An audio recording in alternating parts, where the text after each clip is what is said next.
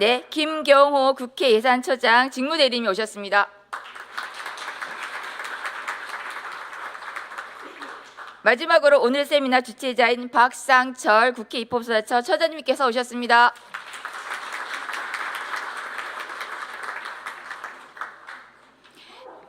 다음으로 각국 대표단 여러분을 소개해 드리겠습니다.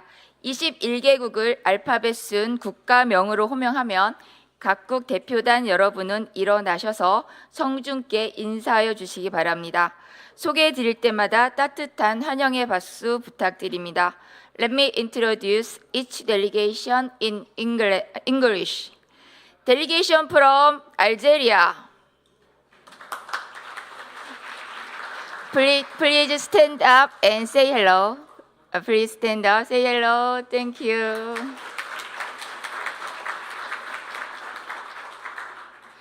Delegation from Austria.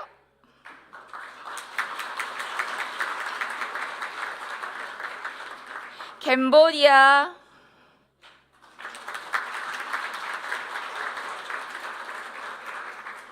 The Czech Republic.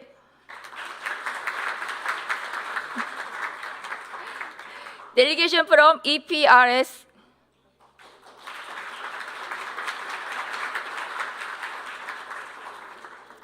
Germany.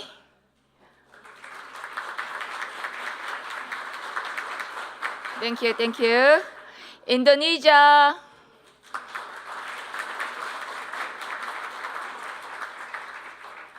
Delegation from Italy. Okay.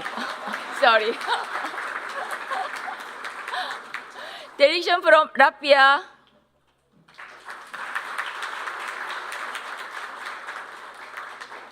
Malaysia.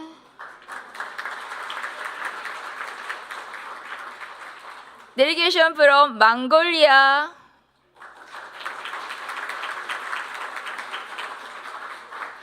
Nepal. Thank you. Delegation from Pakistan.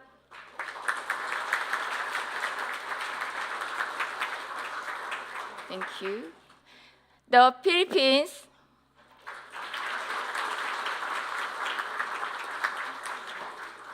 Delegation from Poland.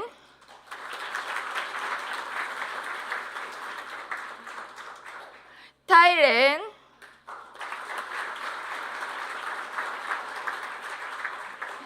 Delegation from Turkey.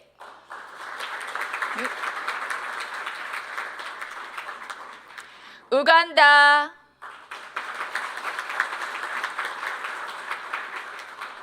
Delegation from United Kingdom. United States.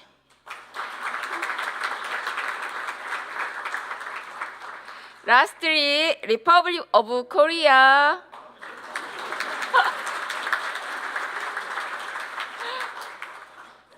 네, 다음 순서로는 입법조사처 박상철 처장님의 개회사를 듣도록 하겠습니다. 큰 박수로 환영해 주시기 바랍니다.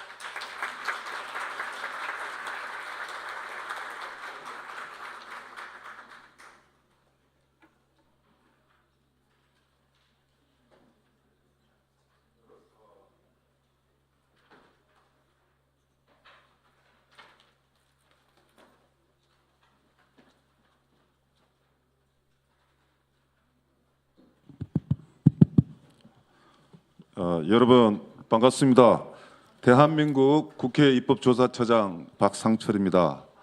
제13차 의회조사기구 국제세미나를 위해서 대한민국 국회를 찾아주신 각국 대표단 여러분을 진심으로 환영합니다. 어제 우리 다 같이 만나서 저녁을 가볍게 했습니다. 여독이 풀리셨는지 모르겠습니다. 오늘 일정이 지금부터 시작해서 아주 빡빡하게 여러 가지 논의를 할 것입니다. 우리가 최선의 토론을 한 다음에 우리 저녁에 국회 내 사랑제에서 한국 한식 만찬을 하면서 어제와 같이 치얼스 이하여 건배를 또 즐거운 마음으로 합시다. 바쁜 그 정기 일정 속에서 귀한 시간을 내어 이 자리를 빛내주신 이하경 부의장님과 내 기빈 여러분께 깊은 감사의 말씀을 드립니다.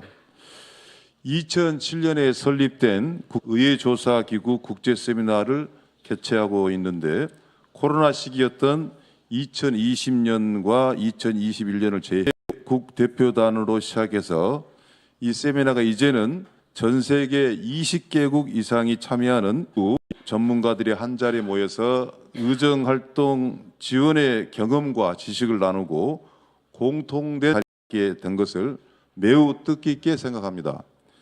그동안 저희와 함께해 주신 각국 대표단 여러분의 협력의 확대 강화에 함께해 주시기를 부탁드립니다.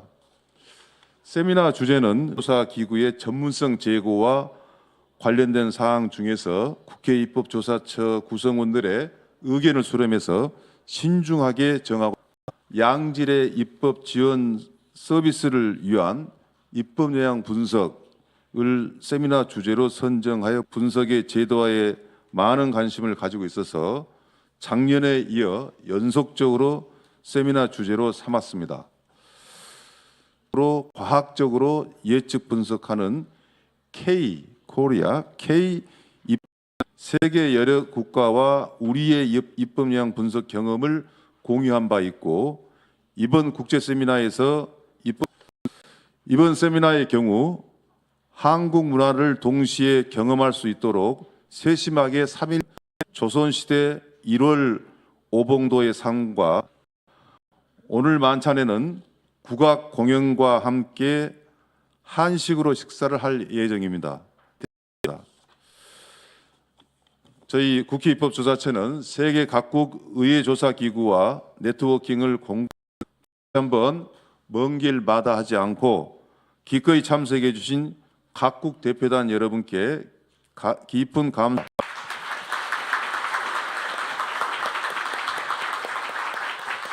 네, 좋은 말씀 감사 축사를 보내주셨습니다. 함께 영상을 보시겠습니다. 여러분 반갑습니다. 우원식 국회의장입니다. 제13회 의회조사기구 국제세미나 개최를 진심으로 축하드립니다. 대한민국 국회를 방문해 주신 22개국 의회조사기구 대표단 여러분들께도 환영의 인사를 전합니다. 이번 세미나의 논의 주제는 입법 영향 분석의 세계화와 정치 양극화와 그리고 의회조사기구의 역할입니다. 입법 영향 분석은 입법으로 인한 긍정, 부정적 영향을 사전에 분석하여 입법의 품질을 높일 수 있는 제도입니다. 과학적이고 체계적인 입법이 필요한 요즘, 입법 영향 분석 제도가 좋은 길잡이 역할이 되어주고 있습니다. 다만 입법 영향 분석 도입 시 국회의원의 입법권을 침해할 수 있다는 우려의 목소리도 존재합니다. 이 자리를 통해 대안을 함께 논의하고 각국의 입법 영향 분석 제도를 교류하며 더 좋은 법률을 만들기 위한 고민을 양껏 나눠주시길 바랍니다. 또한 현재 많은 국가에서 정치 양극화 현상이 심화되고 있는 상황 속에서 의회조사기구가 어떻게 의정활동을 지원할지 깊은 고민이 필요한 상황입니다. 국회를 둘러싼 정치 지형이 복잡해지는 만큼 감사합니다. 지형이 복잡해지는 만큼 감사합니다.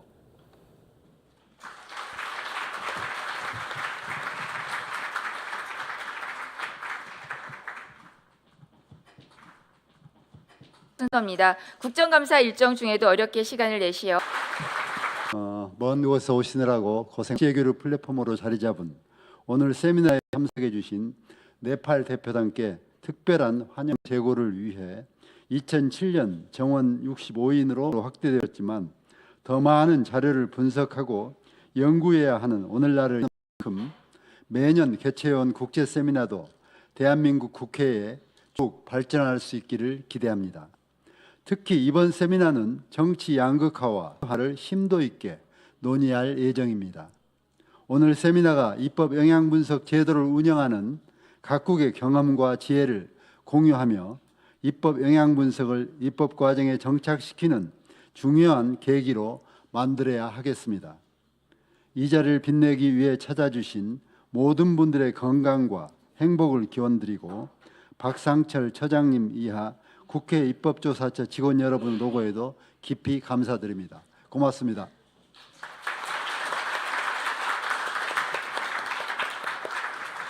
네, 감사합니다, 부의장님. 이상 개회식을 마치고 세미나에 들어가기 전에 기념 촬영을 하겠습니다. 기념 촬영은 2차례에 걸쳐 진행될 예정입니다. 첫 번째 촬영은 각국 대표단 한 분만 나와서 촬영하겠습니다. 내외 기빈 및 각국 대표단 한 분만 단상 앞으로 나와 주시기 바랍니다.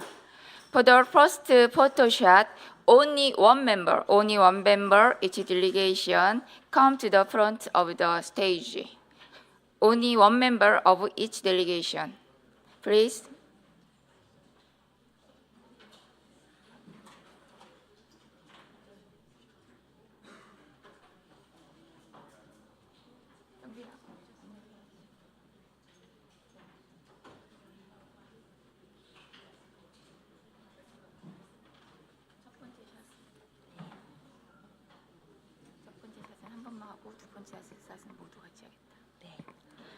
For the first photo shoot, I would like to ask only one member from each delegation to come to the stage. I would like to ask all members of the delegations to come to the stage for the second shot.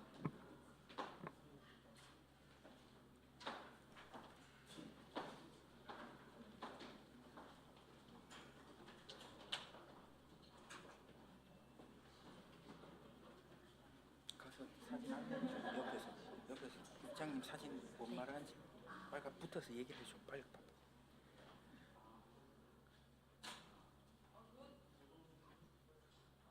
다음에 가서 붙어서 얘기를.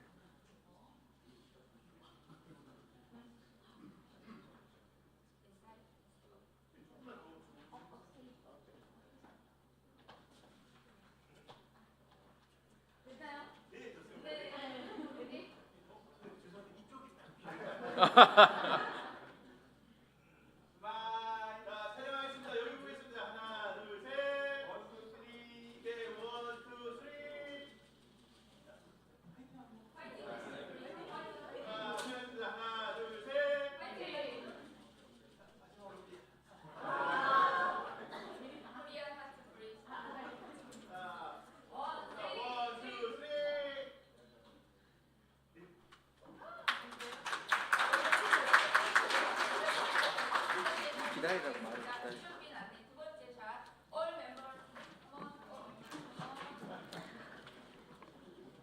All members of the delegations, please proceed to the stage for the second photo shoot.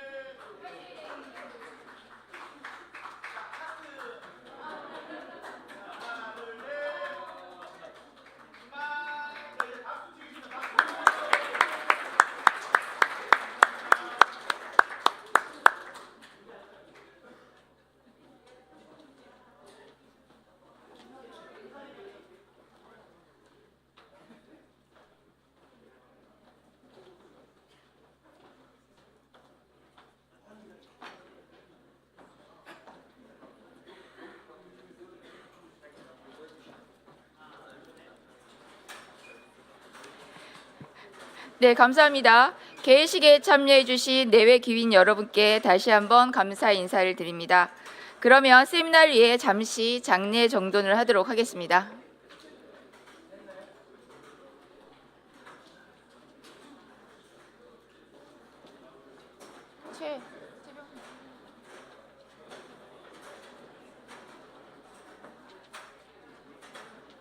되는 거 보고 가면 돼. 왜 이렇게 타이밍을 못 맞추냐? 대부분 폭력으로 해줘. 그래도 우리 네, 알겠습니다.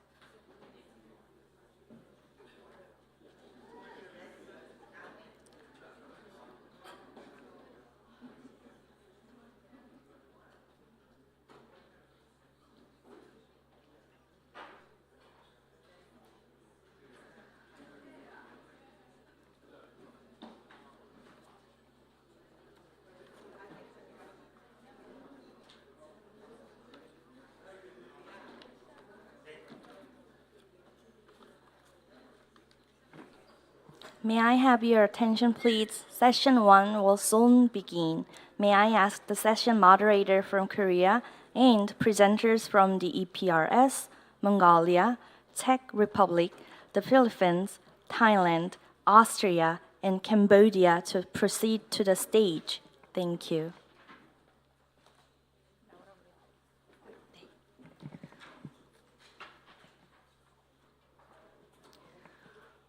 Those presenters, please proceed to the stage.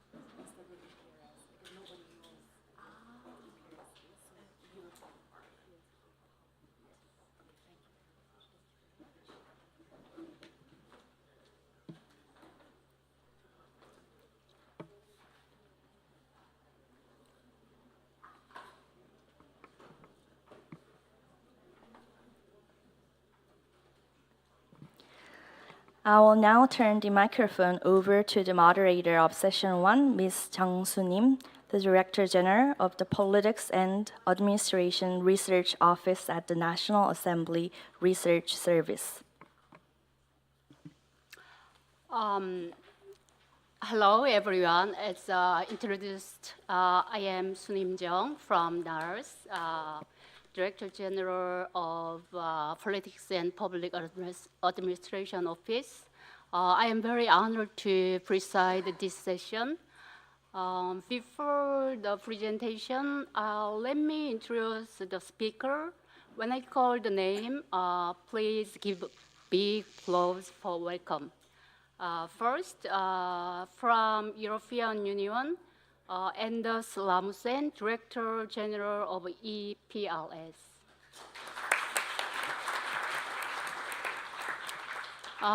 Next, Mongolia, Bumtar Dakba Ochir, Director of PRDI.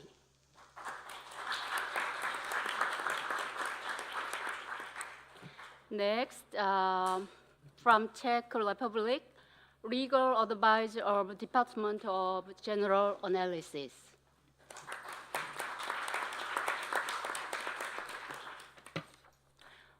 Next, Denis Marie Cruz Bessa, Senior Librarian from House of Representatives of the Philippines.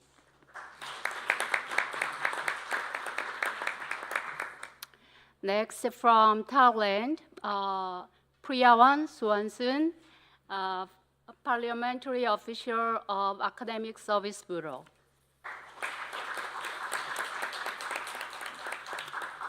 Next, from Austria, Karina Neugbauer, Deputy Head of Legal, Legislative, and Research Service.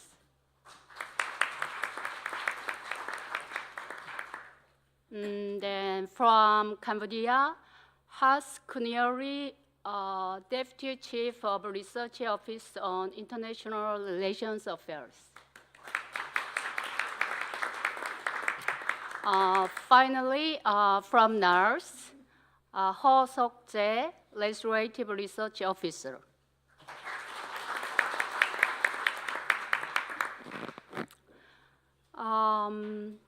Let me give some notice for the session. First, about topic. The topic of this session is political polarization and the roles of parliamentary research services. As you all we know, these days political polarization is getting worse, and the concern on the issue is getting increasing. So in this session, we will discuss on this issue with sharing each country's situation, experience, and some recommendations. Then about the time, this session should be end by 11:40 a.m. So each speaker should present in 10 minutes. Please keep in mind your time limitation. When every presentation is over, we'll get the questions from floors. Please, anyone who wants to ask, please designate who will answer to the question. So let's start. Mr. Anders Rasmussen, please give your presentation.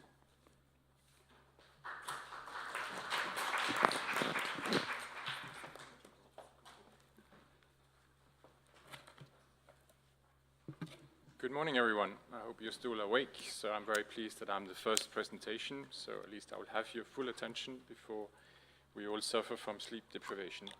So I'm very happy to be here. As you can see, I am the Director General of the European Parliamentary Research Service. I'm also the Deputy Secretary General of the European Parliament.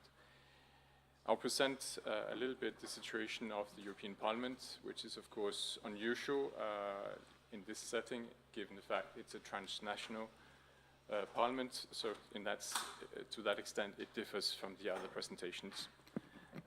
Thank you. The European-wide elections for the European Parliament were held in 27 countries from 6th to 9th of June this year. More than 400 million eligible citizens, EU citizens from 27 member states, voted to elect 720 members from 27 member states for a fixed 5-year term.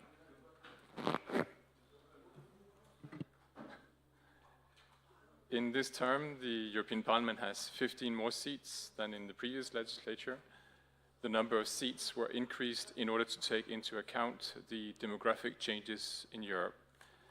In addition, seats that used to be assigned to our dear friends from the UK were redistributed due to the withdrawal of the United Kingdom from the EU in February 2020. The Parliament's 10th legislature was officially constituted on 16th of July this year. EU election laws allows for a maximum of 750 members of the European Parliament plus the President. The number of seats per country is decided before each European election. The distribution of seats takes into account the size of the population of member states, as well as the need for a minimum level of representation for European citizens from smaller countries. A method of so-called digressive proportionality is applied, which means that smaller countries have relatively more seats than they would have had with strict proportionality. The minimum number of seats per country is 6 for the two smallest countries, namely Luxembourg and Malta, and the maximum is 96 for the largest country, Germany. This year's election saw a turnout of 51%, which is slightly higher than the previous election in 2019, which is 50.7%. This is certainly a positive result, as it's the second consecutive European-wide election to see an increase in the level of participation after the 2019 election. This was also the highest turnout since 2009. Half of the members elected are new to the European Parliament. In 2019, the proportion of new members was even higher at 61%. So that means that 362 members are sitting in the Parliament for the first time. For some national delegations, this represents a major change. As examples, new members account for 90% of the Portuguese delegation, 60% of the Finnish delegation, and 62% of the Hungarian delegation as examples. In terms of gender balance, the 39% of the members are women, which is indeed slightly lower than in the previous term. Members in the European Parliament are organized by ideology and political beliefs rather than nationality, and therefore they organize themselves in transnational political groups. To establish a political group, it has to adhere to a political ideology, and it has to be composed of a minimum of 23 members from at least 7 member states. 32 members have not joined or been able to join a political group and are therefore considered to be non-attached. There is no government in the European Parliament, there is no opposition, there is no permanent majorities, but there is a lot of coalition building to ensure that majorities exist. The European Parliament elections not only brought many new members to the Parliament, but also saw formation of new political groups. In addition to the 6 groups that existed before the elections, 2 entirely new groups have been formed, and both are on the far right. On one hand, you have the Patriots for Europe, which is the 3rd largest group now, and to their right, another group has formed, the far right group of the Europe of Sovereign Nations, which is a smaller group in the European Parliament with only 25 members.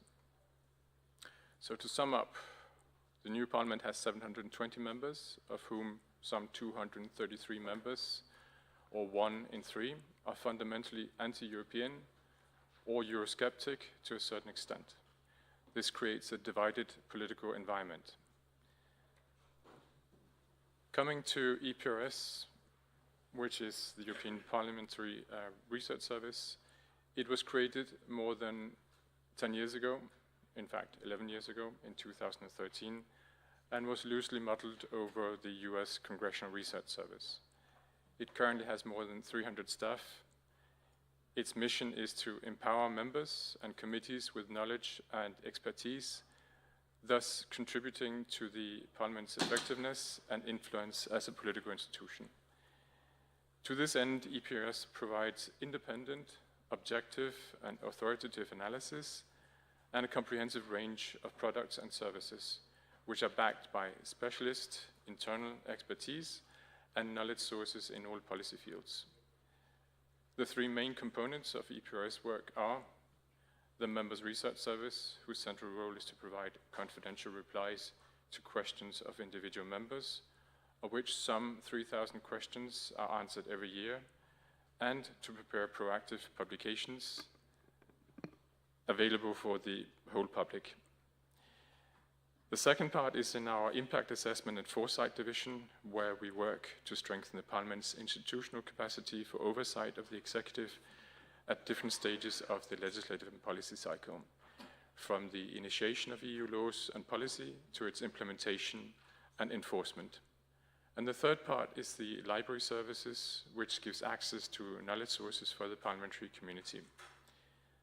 As a research service, EPRS faces two major challenges in this new legislative term.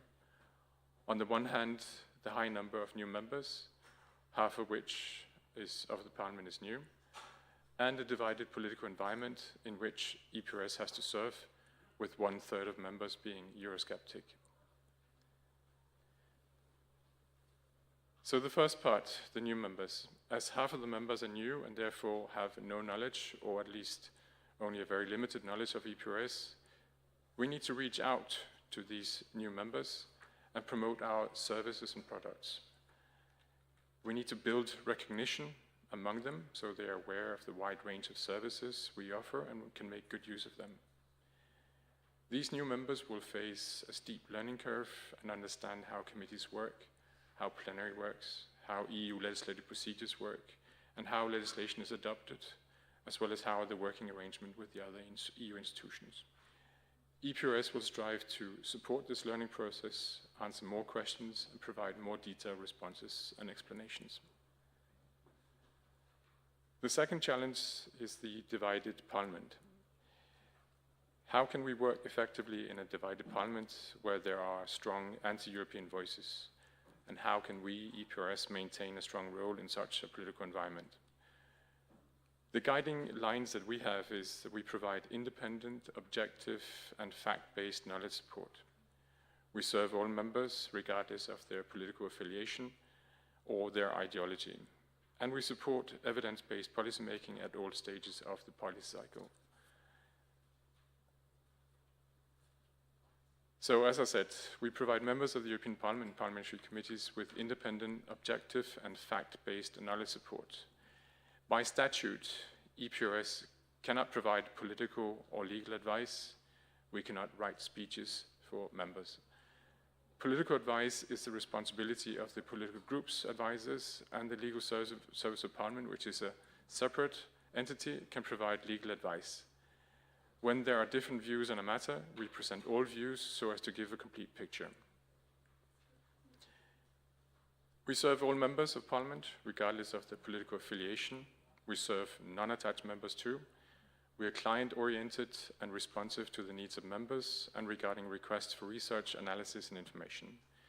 We also make sure that a reply is done in a timely manner. For members' inquiries, the average lead time for an answer is within 24 hours. In order to assist members in the parliamentary work, EPRS delivers analysis, research, and information on all policy issues related to the European Union. We support parliamentary committees' work in the area of legislation as well as in the effective scrutiny of the executive at all stages of the EU legislative and policy cycles, be that agenda setting, consultation, legislation, and evaluation. That brings me to the last slide, and I know I'm running over time, I've been informed. We see a new type of questions that are being asked. A very large part of our work is indeed to reply to members, individual members' requests. We deal with some 3,000 requests per year, and the answer remains confidential. That is, it remains between the policy analyst and the member who requested it. However, the member remains the owner of the answer and can therefore use the information or research and publication, social media, press releases, and so forth. In the new polarized political environment that we face, we start to receive a new type of questions. In this new legislative term, we note an increase of questions on, how do I go back? Sorry. Okay, fine, doesn't matter. How are EU funds used? For instance, how much of the EU budget is spent to promote the 2024 European elections? Asking for detailed legal analysis or options to introduce different forms of integration or disintegration even. Questioning the role of EU political actors. For instance, can a European Commissioner take formal action if their term is to end in a month or two? and questions on number of migrants, compulsory quotas for migrants, how to introduce opt-out mechanisms without treaty changes, how to amend or rewrite legislation, how many children do migrants have once they stay in the EU. So you see a certain tenure of the questions. Overall, it looks like there are two broad categories of questions that are increasing along the lines of two main Eurosceptic positions. On one hand, questions that are linked to visions of hard Euroscepticism opposed to the entire European project, and on the other hand, questions that are linked to a vision of soft Euroscepticism that are concerned about specific aspects of European integration. And these questions do not oppose the EU project as such, but rather seek to reform it from within. So as EU officials, we are required to carry out our duties solely with the interest of the Union in mind and therefore advance the European project. So while we respect impartiality and objective research, it's also clear that we cannot become an instrument that could actively be used to undermine the very project that we are bound to serve and advance. This may in the future lead to some difficult decisions about, for example, establishing a quota system that would be applied to all, in order to avoid excessive numbers of requests and to prevent abuse of the individual request by EPRS of certain members. So with that, and I apologize for going over time, I thank you for your attention, and I'll be happy to take any questions.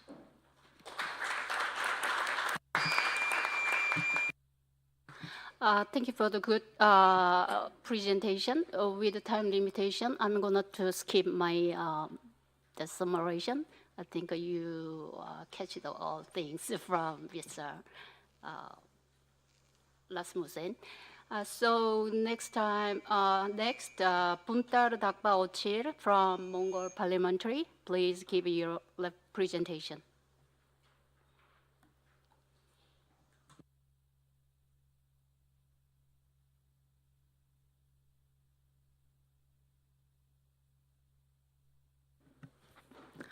Okay, thank you.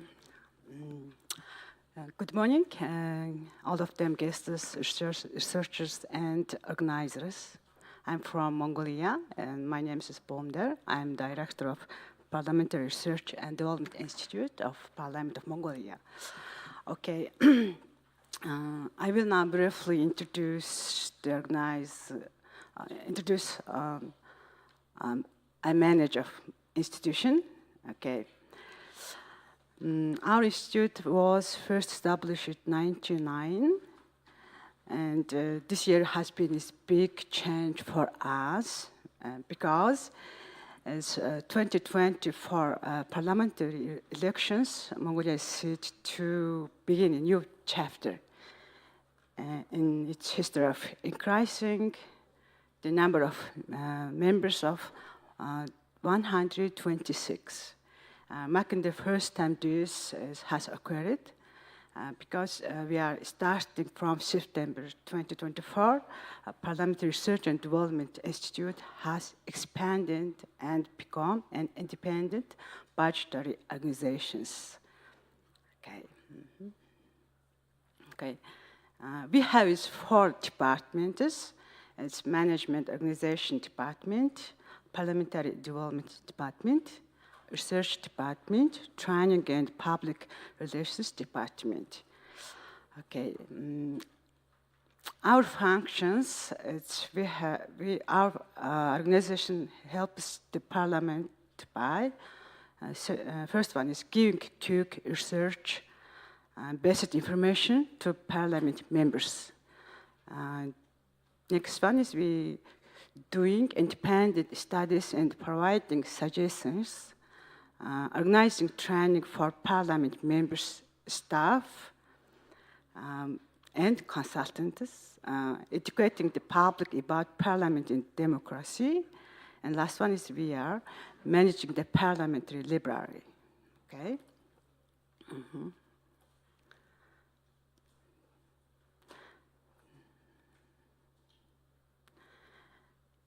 And also we have training unit is help us people learning about Mongolia's parliamentary democracy. We publish handbooks and organize public training programs to support this mission. For example, our parliamentary education program is intended to provide education to children and youths. program topic including lesson about democracy, legislative branch election. Why election is much important and processes of make decisions and making a law.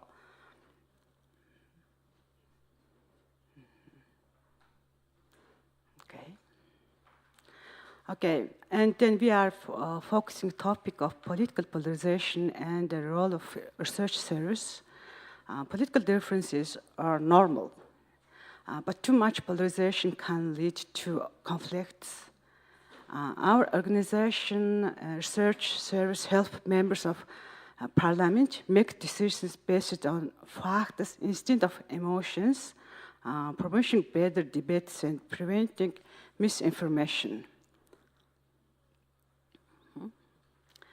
And modern times, the phenomenon, excessive political polarization has become prevalent in most countries, whether developed or developing, due to following factors. For example, social media and networks, economic inequality, media and political affiliation. Okay.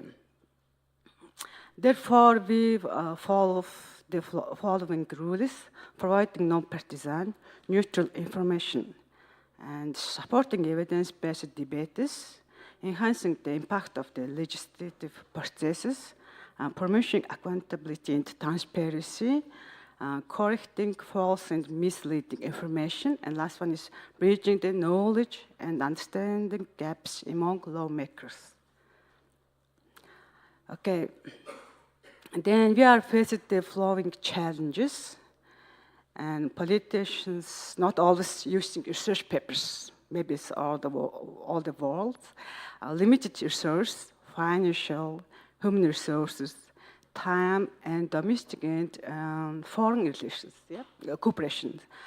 Political scrutiny divided in political environment, and realizing such good academic research papers. I are thinking.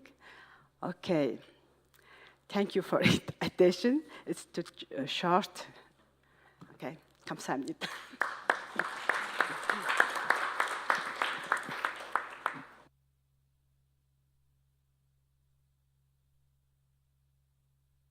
시간을 정말 잘 지켜주셔서 감사합니다. 봄따로 닭파 우치르 소장님께서는 특히 아시아계 쪽에서 SNS, 소셜미디어가 정치 양극화에 어떻게 영향을 미치는지에 대해서 특별히 언급해 주셨고, 그 가운데 입법조사 개발 연구소들은 중립성과 객관성, 그 전문성을 어떻게 유지하면서 지원해야 되는지 잘 말씀해 주셨습니다. 다음은 next from Czechia, Marta Krauzová. Please give your presentation. Good morning, everyone. My name is Marta Krauzová, and I'm a senior legal researcher at the Parliamentary Institute of the Czech Republic. And I would like to present you the evidence from the Czech Republic on the political polarization and the roles of Parliamentary Research Service. At the beginning of my presentation, I would like to say a few words about the Parliament of the Czech Republic and the Parliamentary Institute. The Parliament of the Czech Republic is bicameral. It consists of the Chamber of Deputies and the Senate. The Parliamentary Institute serves as a scientific research center for both of these chambers. And I work for the Department of General Analysis, which performs most of the functions of a parliamentary research center.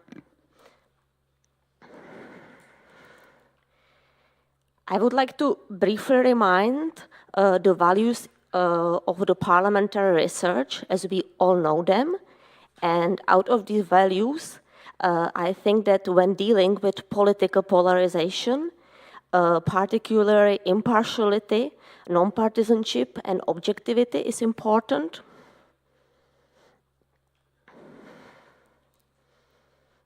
In this slide, I would like to present you two potentially polarizing topics we have been working with. I I would say that polarizing topics in Czechia are similar as in other countries, for instance, gender issues, postal voting, and so-called Green Deal, the end of combustion engines. On the other hand, some topics are not polarizing at all. These are topics of mostly technical nature, as building procedure or digital transformation. And I would like to tell you a little bit more about two studies on potentially polarizing topics that we have prepared on request of our MPs. The first study is called Legal Definition of Rape in the Legal Systems of States that adopted consent-based definition of rape.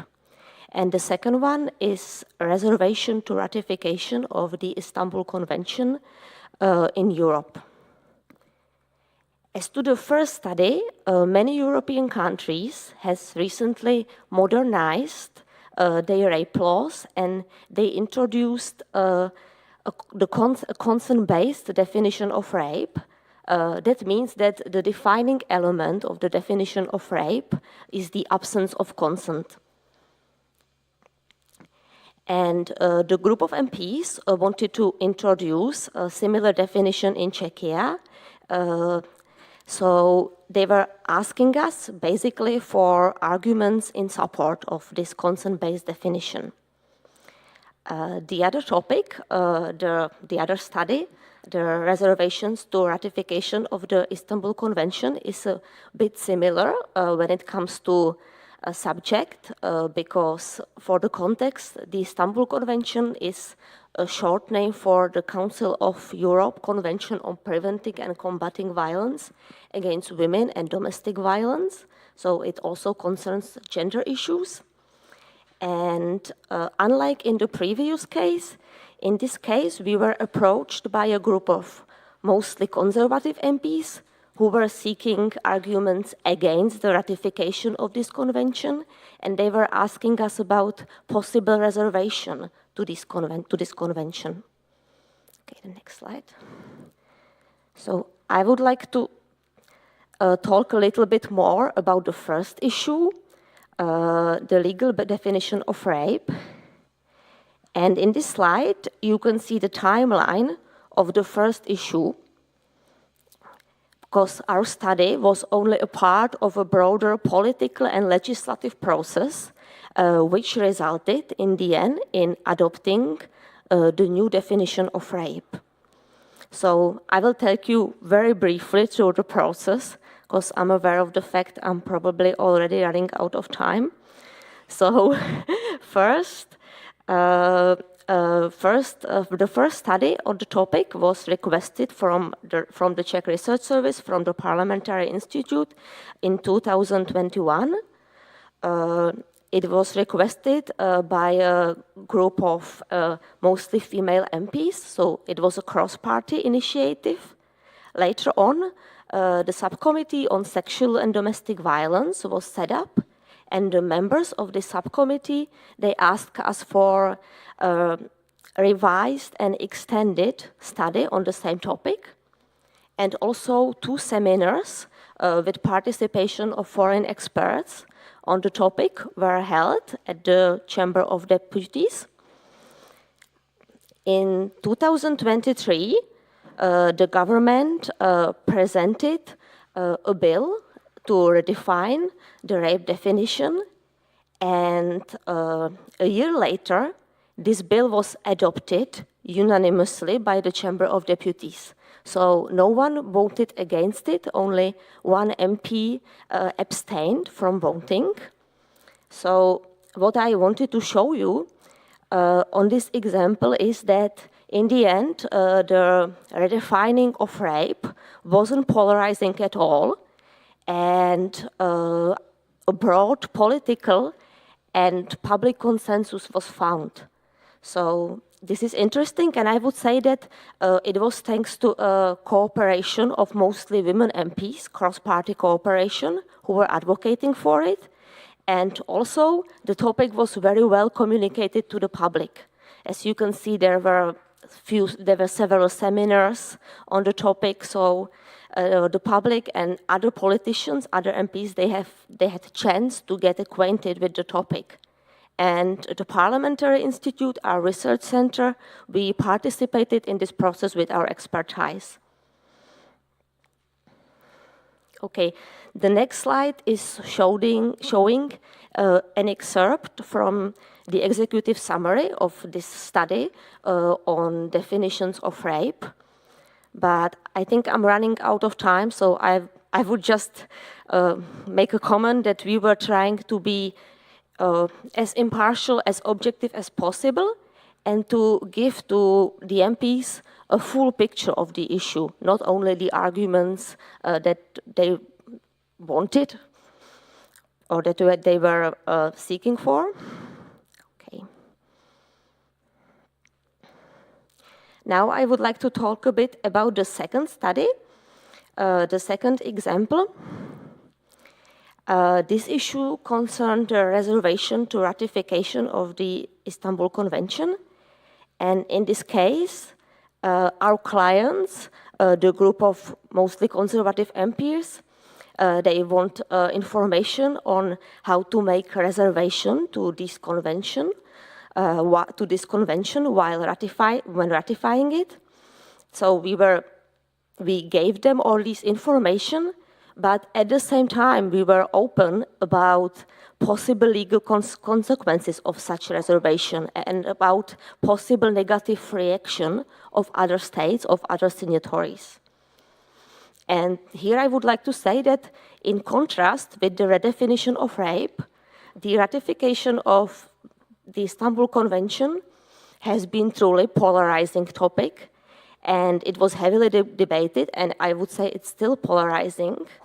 And all this controversy and polarization resulted in the Senate refused to give its approval to the convention. So the Czech Republic stays one of the countries that did not ratify the convention.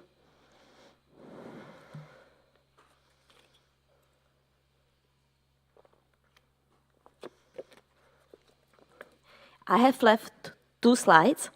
So very briefly, this slide shows the share of political parties in request to the Parliamentary Institute in 2023. You can see that opposition parties are in pink or red. Blue or gray are the governmental parties. So we are approached by both the opposition and the ruling parties, although the ruling parties prevail. And I have some final remarks. So the Parliamentary Institute is regularly mentioned in the parliamentary debates and in the media. For this electoral term, we were mentioned 14 times, I think, in the parliamentary debates. And politicians usually mention our name when our studies provide arguments in support of their views, which is logical. And so far, we have not received any complaints about our impartiality. So that's all from my side, and thank you very much for your attention. Thank you for your good presentation, Ms. Maruta Krojova. Among final remarks, I very impressed that the mention your Parliamentary Research Services do not receive any complaints about impartiality. So everyone here want to know the strategy of the Czech's Parliamentary Research Services. Please talk with Ms. Maruta Krojova whenever you have time. So next, Dennis Maria Cruz Besa from Philippine Parliamentary. Please give your presentation.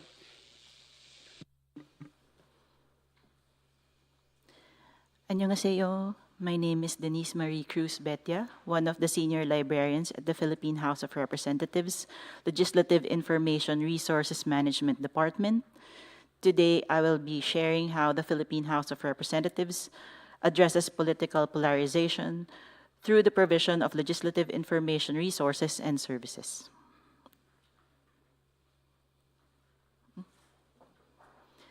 Based on this survey by We Are Social and Meltwater, Filipinos use social media to read news stories, ranking fourth behind keeping in touch with friends and family, filling up spare time, and finding content.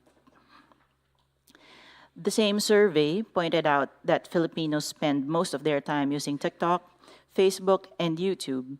From these data, it is safe to conclude that Filipinos' source of news stories also include Facebook, YouTube, and TikTok.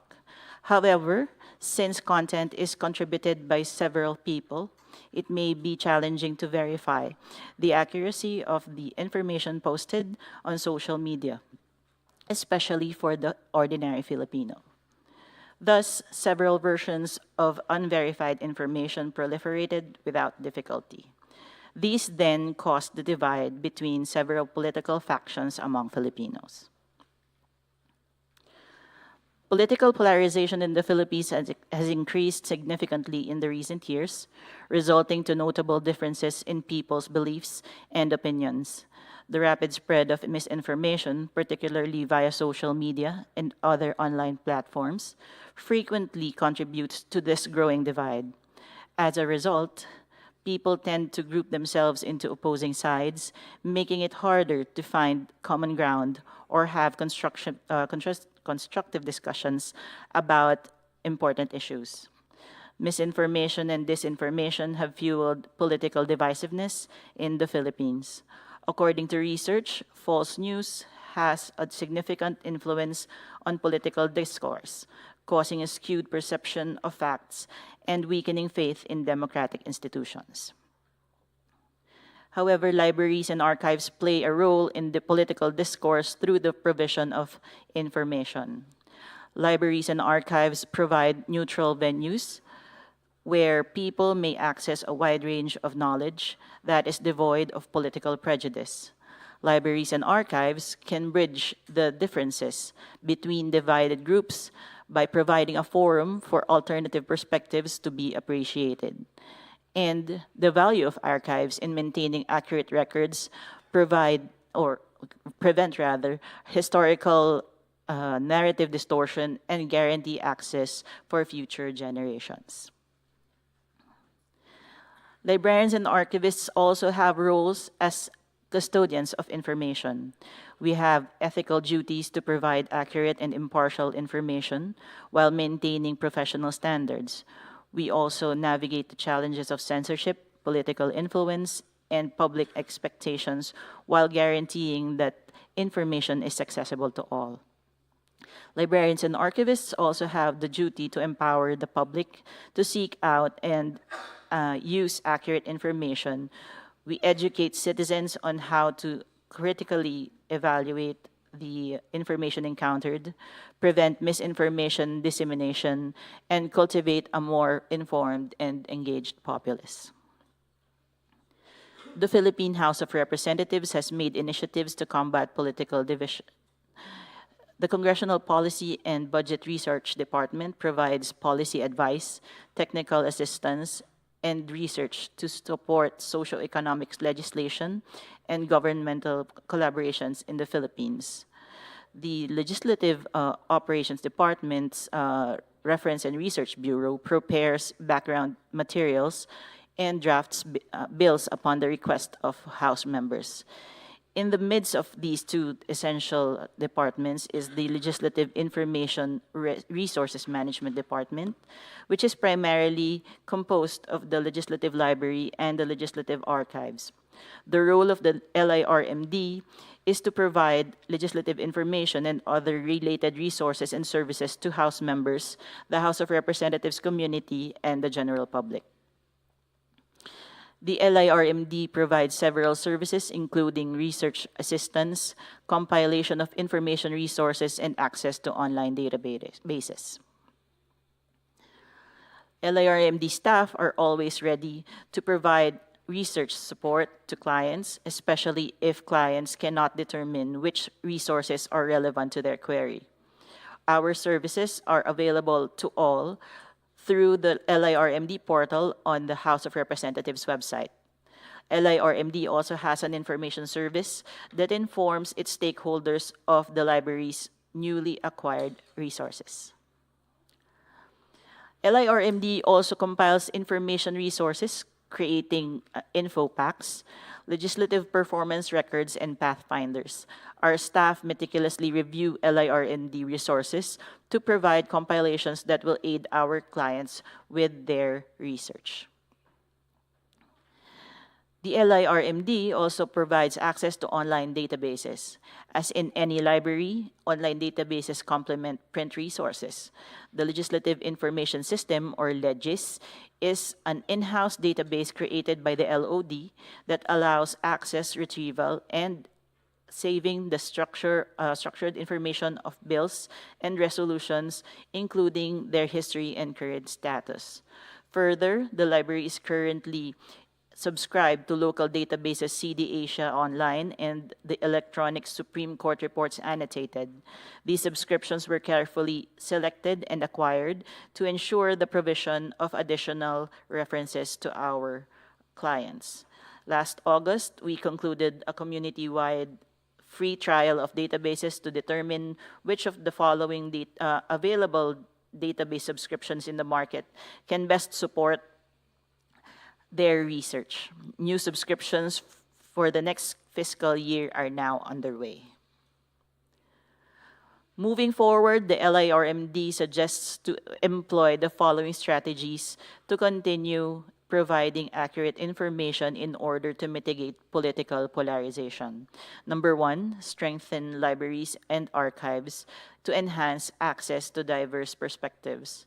Number two, promote information literacy by promoting evidence-based research in policymaking, and also to provide legislative staff and policymakers with training in research, data analysis, statistics, and media literacy to help them identify bias and critically analyze information. Number three, encourage dialogues across differences or enhanced networks. Advocate open access of research outputs and parliamentary papers. And also share international case studies and best practices of other parliaments, just like what we are doing here today. And lastly, leverage technology by effectively using tools such as social media. Foster innovations in archival practices, in the preservation and dissemination of historical records. And given the demand for immediate access of information, it is also best to digitize legislative records. In conclusion, libraries and archives that support legislative research services play an important role in reducing political polarization by establishing a culture of impartiality, transparency, and inclusivity. With moving forward strategies and programs of continuous training in data literacy, bias detection, and ethical research techniques will enable researchers and legislators to make educated decisions. These measures increase the integrity of parliamentary research, allowing for more reasoned collaborative policymaking in the face of growing polarization. 감사합니다.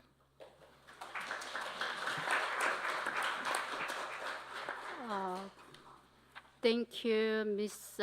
Dennis Maria Cruz. Thank you for your good presentation.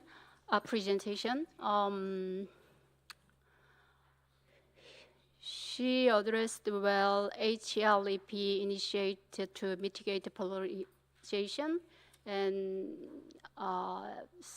addressed some strategies to how address the mitigate polarization. So enhance access to diverse perspectives and promote evidence-based research. So we easily agree with this strategy. So Now we finished the half. I think we very well done so far without time violation. So now, from now, I think we have a little more time for presentation. So next, Priyawan Suwansun from Thailand, Parliamentary. Please give your presentation.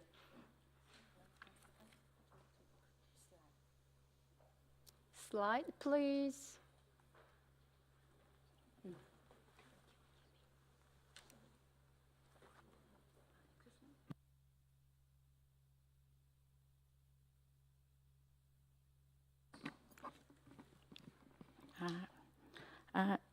Good morning, Chief of NAS staff and all delegates. My name is Priyawan Suwanasun from Thailand. Today, I will present a topic about the impact of internet usage on political polarization in Thailand and the role of the Academic Services Bureau. As everyone knows that the internet has impact on today's society, it could communicate faster and easier. Anyway, internet has positive and negative sides. Therefore, the online information should be used with discretion.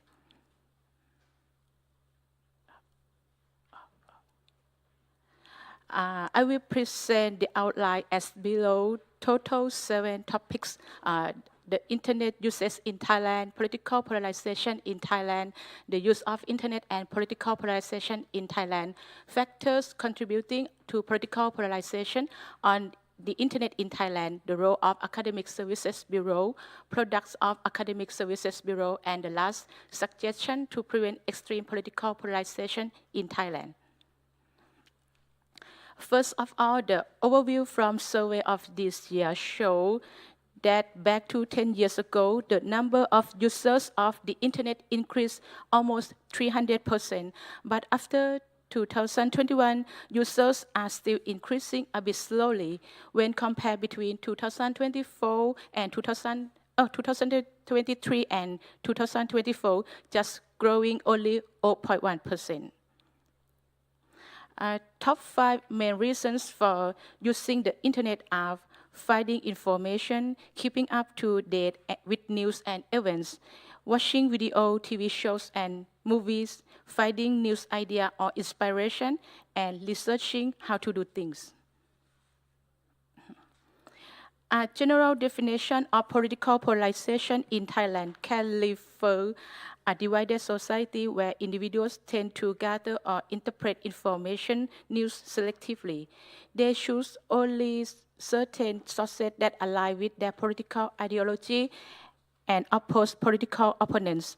Or a society with diverse political views, individuals can express their different attitudes or political views. This can reinforce democracy, but conflict can arise in a society when there is a lack of acceptance of others as well as an attempt to eliminate differences of opinions. Moreover, the real issue causing conflict is the lack of acceptance of diverse perspectives and the eliminating differing perspectives and views. This issue can lead to violence, confrontation, instability in democratic society, social resistance, and the use of extra-legal forces to undermine the democratic society. This slide will show a timeline of political polarization in Thailand since 2005. The internet has increasingly influenced Thai politics. Internet-based platforms such as websites, web boards, and chat rooms have been alternative tools for political expression and political communication for those opposing the government. After the coup in 2014, there were efforts to control access to social media platforms to manage ideology conflict. From 2020 to 2021, political discontent and restriction on freedom of expression had driven extensive online movement of non-state actors, exacerbating political polarization. the use of internet and political polarization in Thailand. According to statistics of internet and computer use between 2017 to 2021, Thailand experienced a rapid internet user growth during this period. Over 90% of internet activities involve social media. The technology enabling text, image, audio, and video facilitate public engagement. And the view similar contents feature of social media led people to follow certain content aligning with their political ideology. Thus, the pervasive nature of social media as well as its interaction fostering a connection between traditional media and audiences has increased political polarization in Thai society so that state authority cannot monitor every interaction comprehensively. There are three factors contributing to political polarization on the internet in Thailand. First is the state structure or state power that established the Cybersecurity Operations Center or CSOC and the Anti-Fake News Center of Thailand. The second is law that regulate internet contents, including the Computer Crime Act 2007 and the Computer Cybersecurity Act 2019, which aim to control critical information infrastructure, limiting freedom of expression, monitor internet usage by the state, and prosecute political activists linked to online expression, has made online commentary a risky endeavor.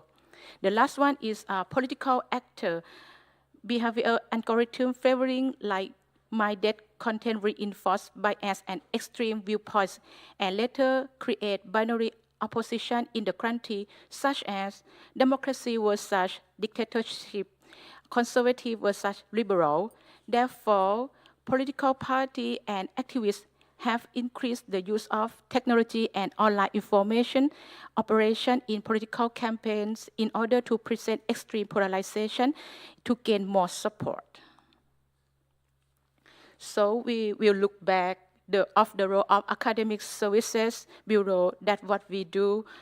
We provide non-partisan academic services based on the guiding principle in Parliamentary Civil Service Act 2011 and the Code of Ethics for Parliamentary Officials 2024 to support MP and disseminate to the public shall be free from bias and backed up with a variety of perspectives and a variety of reliable sources.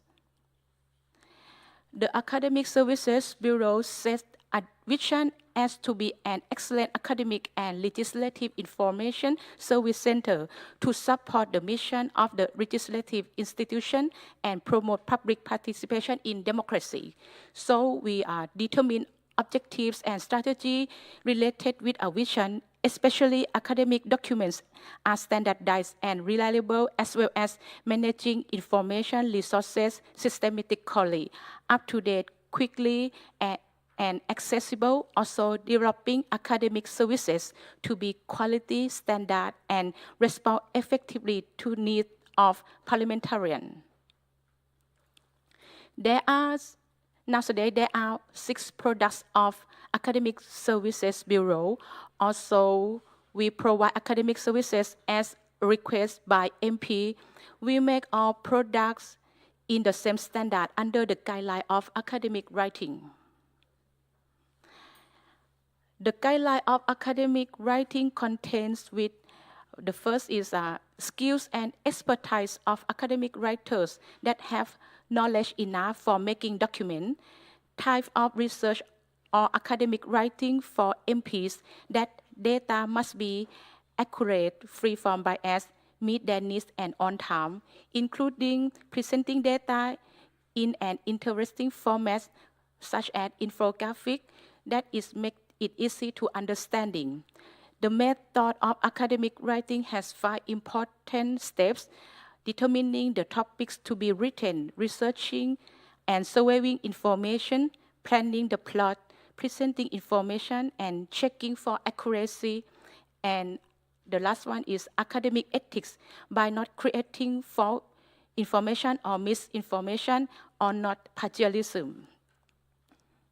And last but not least, the suggestion to prevent extreme political polarization in Thailand are decentralization should be promoted to reduce the centralized administrative structure in controlling internet contents. Provision of the Computer Crime Act 2007 that exacerbate conflicts and political polarization in the society should be amended. The public sector and civil society should promote the rights of freedoms of opinion and expression to respect diverse perspectives on the internet and improving digital literacy and media literacy of all the Thai people. So this is all of my presentation today. Thank you very much.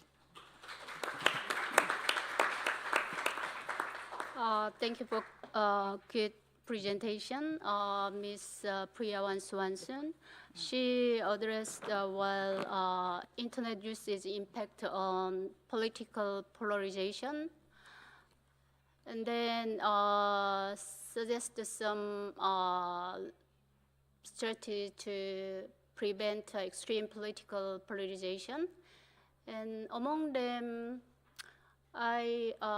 she especially emphasized the improvement of digital literacy and media literacy.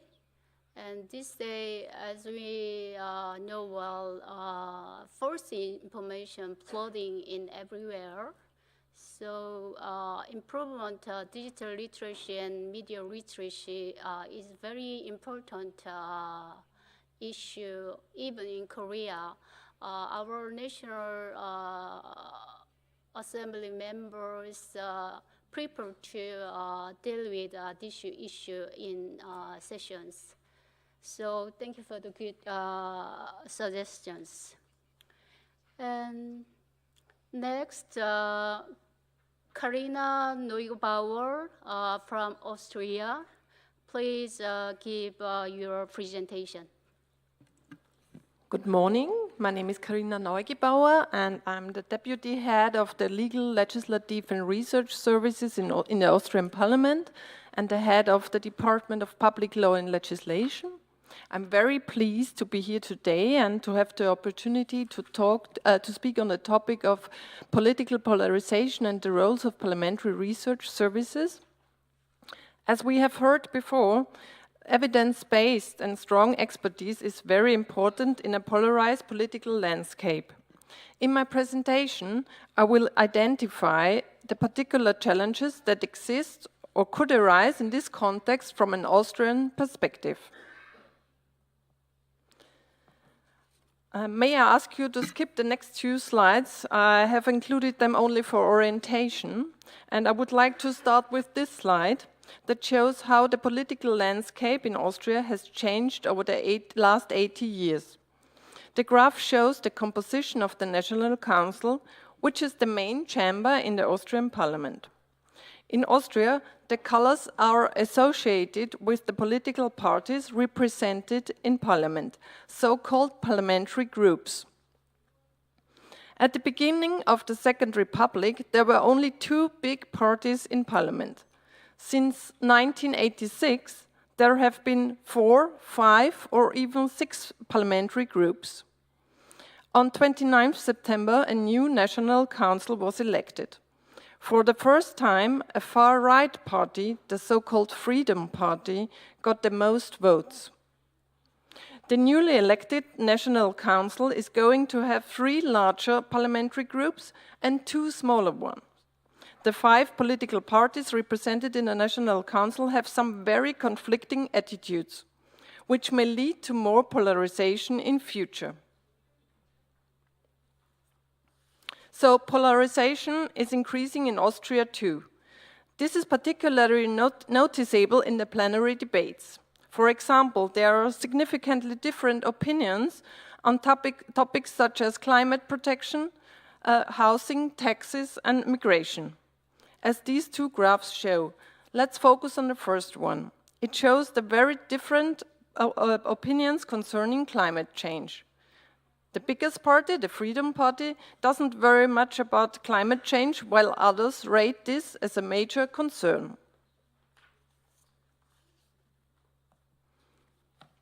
The Austrian Parliamentary Administration supports both chambers, the National Council and the Federal Council. We see ourselves as a strong administration.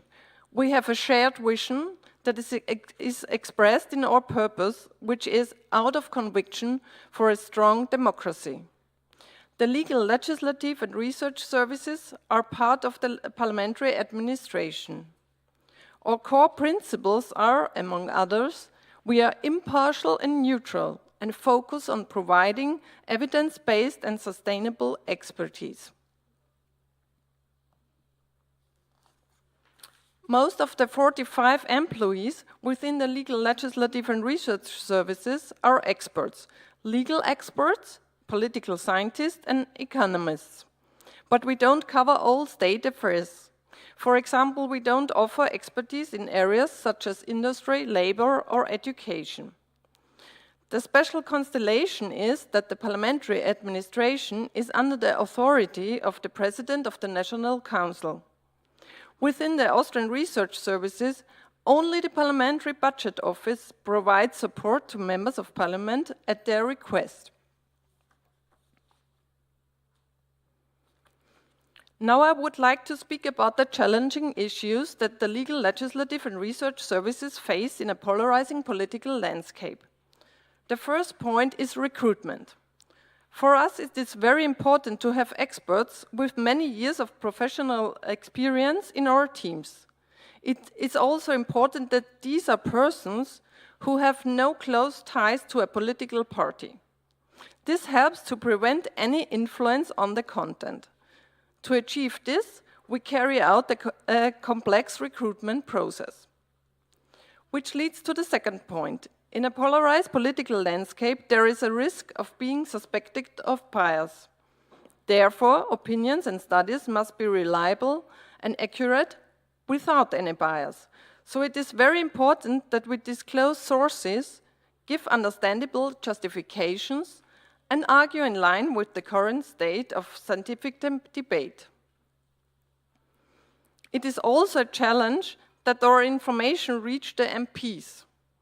To achieve this, information must be easy for everyone to understand and needs-oriented. One of the points that is often criticized in the political debate is that individual MPs have no direct access to the services of the Austrian Research Services.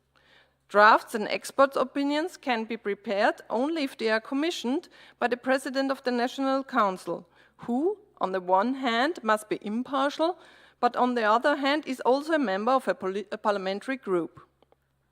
In practice, expert opinions are commissioned only if all parliamentary groups agree. But MPs, committees and working groups can also ask the President for assistance. Furthermore, some of our services are provided without a specific mandate. There are further challenging issues that arise in a polarized political landscape. One of these is the heavy workload, limited time, and heated political debate. It is important to ensure that we are still a reliable and valid source of expertise. Furthermore, we have to deal with fake news and artificial intelligence all over the world. They bring new challenges. That's why our specialized dossiers on our website are an important resource for MPs, the public and the media. Last but not least, I would like to mention the challenge of the existing information asymmetry between the government and parliament. Of course, the government groups always have an information advantage. But all parliamentary groups receive the same information at the same time from the Austrian Research Services. On the next slide, I have listed a few of our products and initiatives, such as an annual day of parliamentary research. That brings me to the end of my presentation. At the Austrian Parliament, we believe in collaboration, and in that spirit, once again, thank you for the opportunity to speak on this important topic.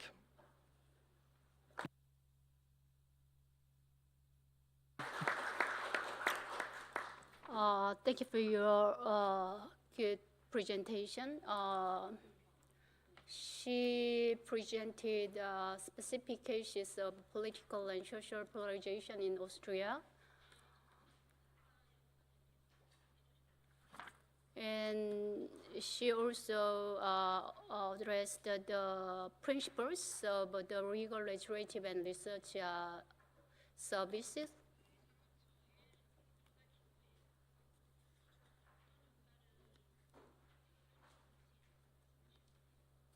And addressed many challenging issues in a polarized political landscape. And among them, heavy workload and limited time and heated political debate, fake news and AI bring new challenges, and existing information asymmetry between government and parliament. I think these challenging issues could be all parliamentary research services encounter. So thank you for the good points. And then Mr. Kunuri from Cambodia, please give your presentation. Yes, thank you. Good morning, ladies and gentlemen. My name is Hakunuri, Deputy Chief of Research Office on International Relations Affairs of the National Assembly of Cambodia. This morning, I'm going to present you on political polarization and the role of Parliamentary Research Services of Cambodia. My presentation has 6 parts.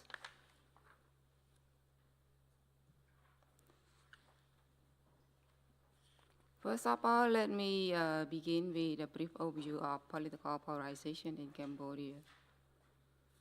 Political polarization is seen happening across the world, including Cambodia.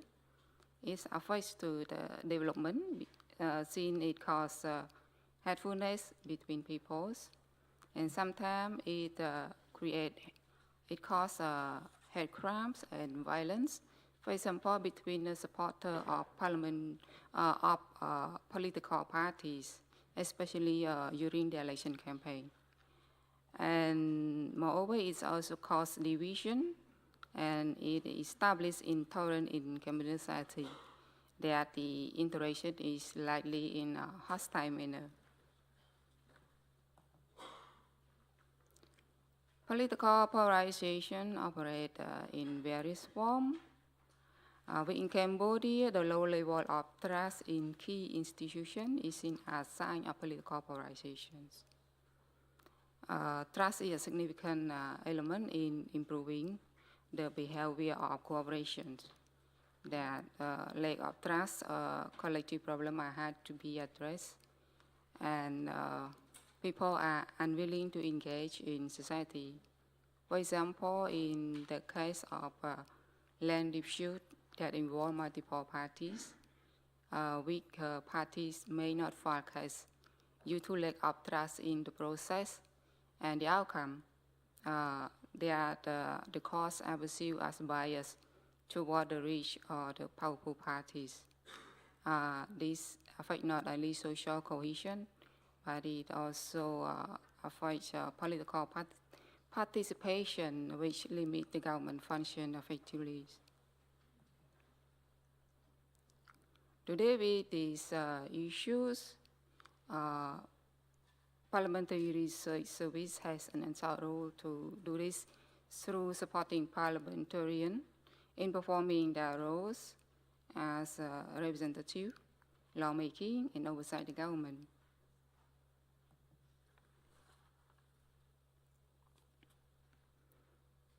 The work of the research service is to inform opinion for parliamentarians about an issues through providing credible and reliable information, scanning knowledge and opinion for parliamentarians, which rely on the scope of public policy issues. And the research service also work to provide background knowledge for parliamentarians that parliamentarians do not know everything. They may have limited knowledge on the subject that they are dealing with. So providing background knowledge for them is essential for them to scrutinize the government policy and to inform suggested change to policy and legislation. And the research service also help the parliamentarian to intervene effectively on policy, public policy issues. That in order to do this work, they need the many sources of information, synthesizing facts, and synthesizing facts and the analysis in balanced manners.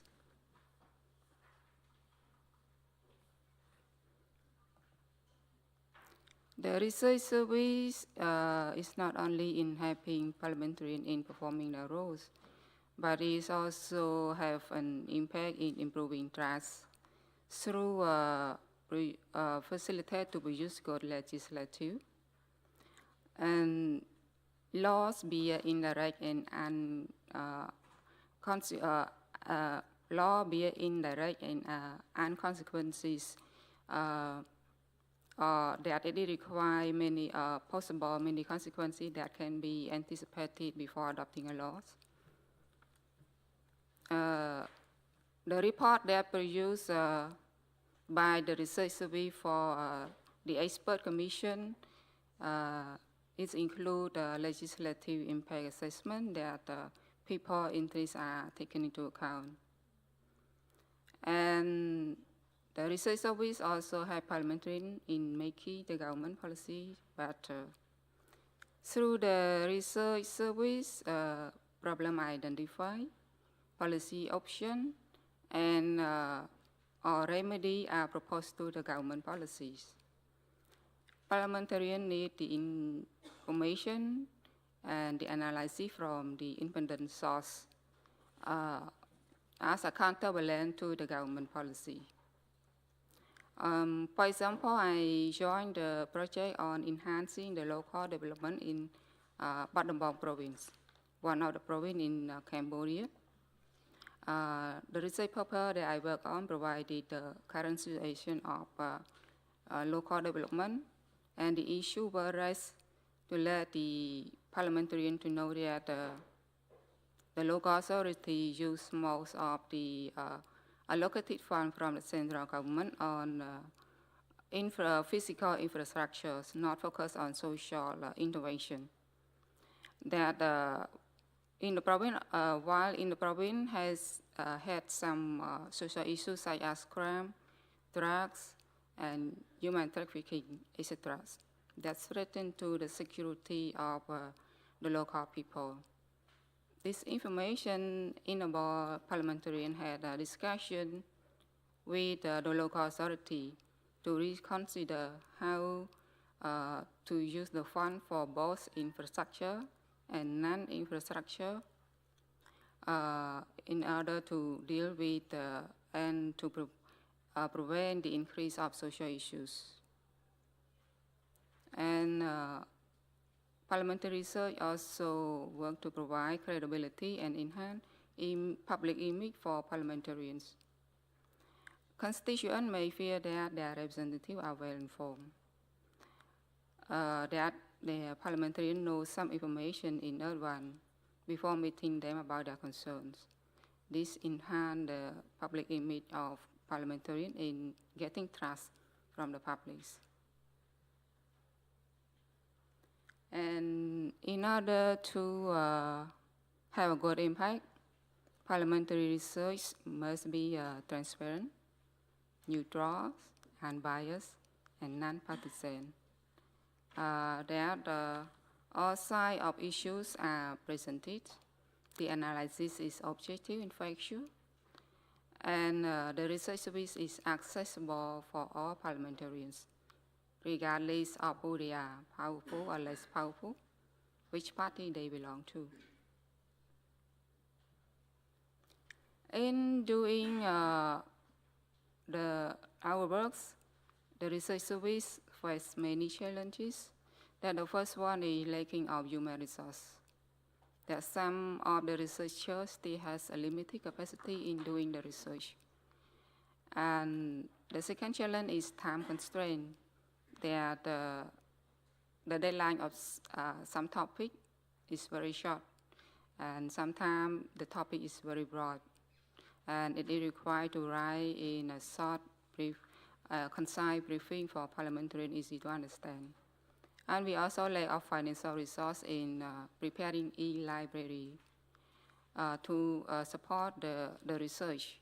We use the research that we get most of the information from the internet, and sometimes the information that we want is not available on the internet. That is very challenge for us in producing the quality research products. And to sum up, this trust in key institutions is a sign of political polarization in Cambodia.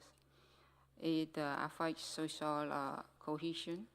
It maintains hostility in Cambodian societies. And this problem can be solved through the contribution of Parliamentary Research Service. And thank you for your attention.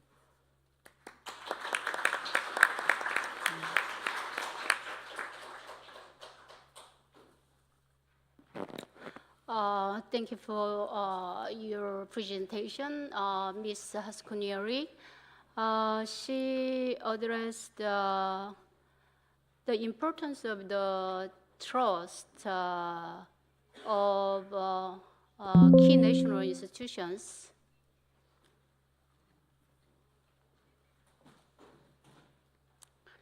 And also addressed the various role of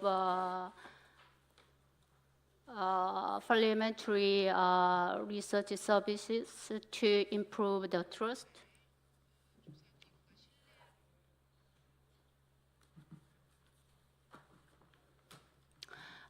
Thank you again. Next, it will be the final presentation from NARS. And I think unexpectedly, he will have some favor relating the presentation time.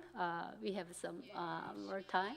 So please give your presentation, Mr. Ho Sok-jae, in very fully. Please. Thank you. My name is Sok-jae, NARS researcher in charge of electoral regulation and political finance. It's a great honor for me to discuss such an important issue of our time, political polarization. So the title of my talk is Supporting Politicians Without Being Politically Exploited. That sounds like Mission Impossible, doesn't it? First of all, I will briefly review the current situation and then highlight the challenges we are facing. Let's look at the trend of polarization in the countries participating in this conference. I made this plot using the Bright of Democracy project data set, an index of political polarization over the last 30 years. It reflects the mode of interaction between competing political forces, whether it is friendly or hostile. As you can see, the trend varies by country, but some countries have become more polarized while others are less so. Nonetheless, few have shown a downward trend. Like United States, South Korea mostly have a two-party competing presidential system. So I made several comparisons between two countries. The left panel on the US Congress over the last 60 years shows a clear increase in the division of local floor voting between two-party members. Blue Dutch are Democrats and Red Dutch are Republicans. We don't have such a long enough date series, but the same picture over the last three sessions of the National Assembly shows a very clear partisan divide. Our legislative process is already divided along the partisan line. So political polarization is not always bad for the working of our democracy. Distinct policy positions between political parties can help electorates make an informed choice aligned with their policy views, which is essential for the representative democracy. However, legislative gridlock and uncivil behavior among representatives would make people dislike politics and open up opportunities for the rise of populist political forces. This situation, only through moderation and compromise, and this agreement between parties can be transformed into effective legislation. With regard to the moderation and compromise, many experts emphasize that the effective polarization is particularly harmful for the legislative democracy. All the figures from now on are based on the public opinion polls. The left graphs on OECD countries over the last 40 years show effective polarization trend measured by the favorability gap between one's own party and the others. High value means that the respondents like his or her party very much and dislike the others very much as well at the same time.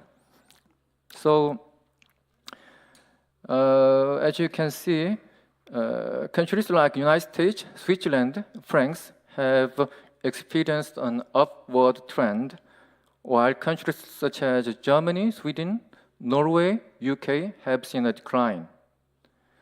On the right, I made the same plot using Korean data set from the past 20 years, which shows ups and downs and at an already high level.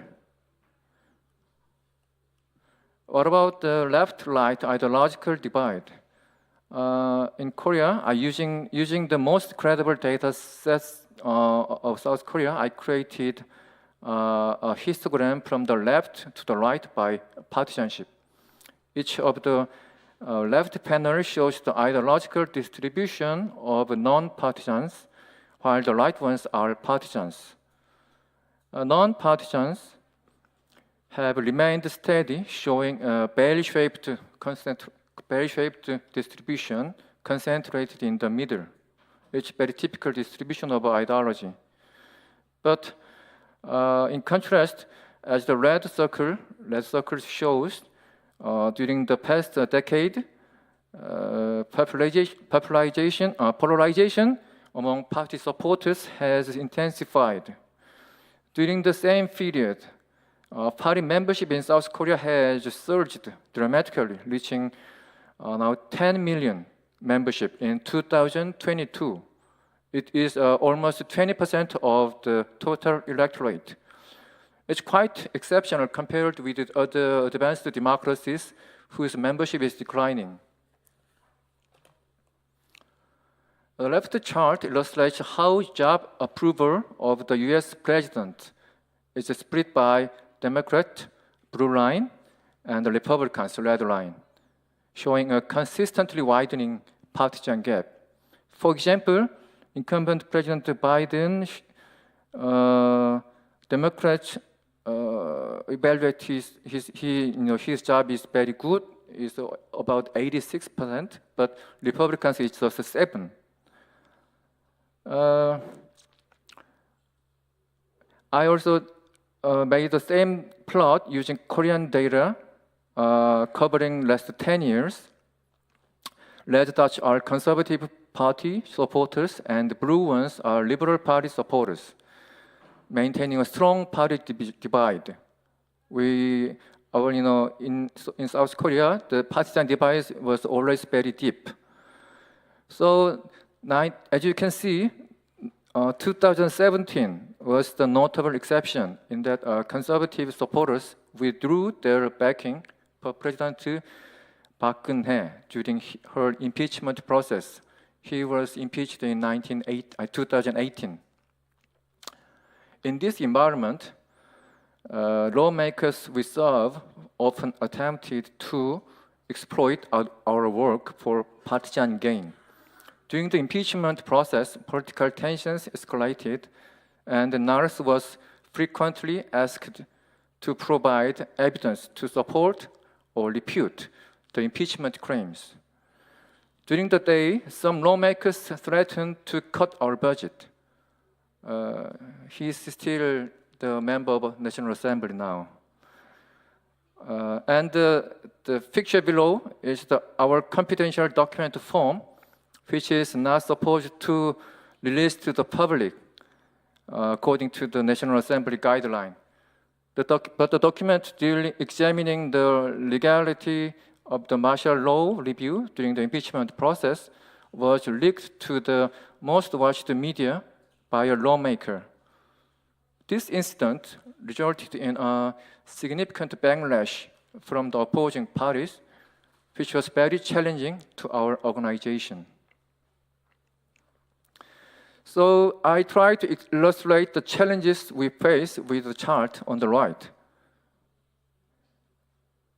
As we strive to establish institutional authority, x-axis, institutional authority through the commitment to objective and impartial research work, such a reputation from the point of partisan point of view, such a reputation can be an attractive source of political gain. So political misuse of our work ultimately undermines our credibility and authority. So our reputation goes down. Moreover, objective and impartial analysis can carry non-neutral implications. These kind of challenges are so common that we have to politically sensitive not to be politically exploited. Recently, the political landscape in our National Assembly became darker. For the first time since the democratic transition in 1987, the incumbent President Yoon was absent from the National Assembly's opening ceremony held just a month ago. The incumbent president set a new record each session by vetoing 24 bills so far. When I submit this chart, it was 21, but during the last 20 years, 3 cases added. The president's public approval rating has declining, with an increasing number of respondents expressing extreme disapproval, showing the red bars. It seems that, borrowing the famous phrase, winter is coming. What can be done? As we all know, there is no easy answer. First, I think politicians must try to avoid short-sightedness. Exploiting expert support for political purposes may benefit them in the short term, but it undermines congressional capacity in the long term. Not being political is not so easy task for individual politicians, so I think party leadership matters. Political leaders are responsible for promoting legislative professionalism and legislative capacity overall. Meanwhile, our work should be grounded in the scientific evidence whenever possible. The only viable solution lies in maintaining a commitment to fact-based analysis. We can talk more about this in the afternoon session. Thank you for listening my presentation. Thank you.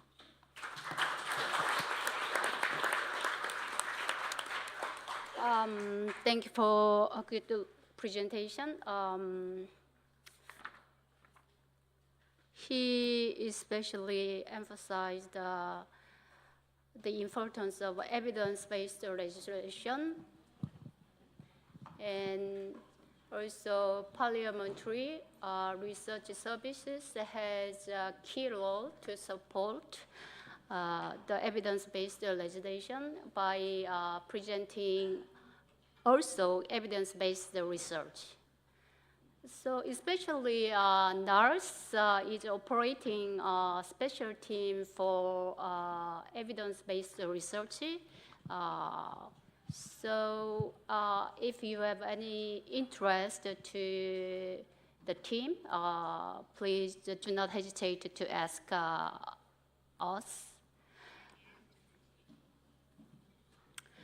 Okay, now we finished all presentation from 8 countries. So from now, we are going to have question and answer time from floor.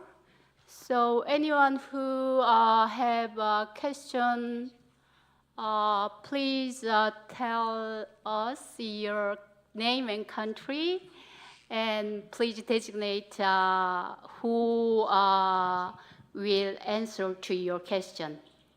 So who gonna to ask?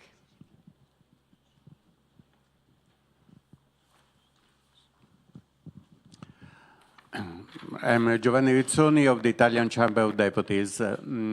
Thank you very much for your very effective presentations. I have a question for Mr. Rasmussen about the current situation in the European Parliament.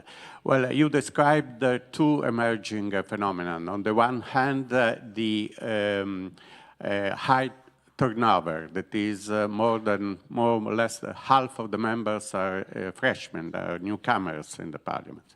On the other hand, you described the composition of the Parliament that is composed 1/3 of the members of the parties, of the political groups, are inspired by anti-European positions. Well, this situation resembles the Italian one in 2013 and 2018, when 2/3 of the members were newcomers for 2 consecutive terms, on the one hand. On the other hand, the major party was the Five Stars Movement party. That is a movement that was strongly against parliamentary democracy, parliamentary representation, and so on.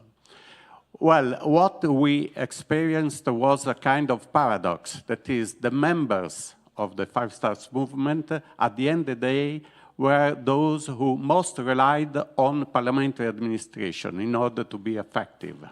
Because in order to play an active role in such complex environment like a parliamentary one, they needed our support. So, how do you think to face this kind of paradox, of this apparently conflicting situation? Thank you very much. Yeah, why don't you the Q&A one by one? So Mr. Anders Rasmussen, please answer. Thank you, Giovanni, for that very pertinent question, and I'm very happy that we in the European Parliament are as bad as you are in Italy, or maybe slightly worse. I think there are two phenomena, as you describe, but I also think that we are maybe in a special phase.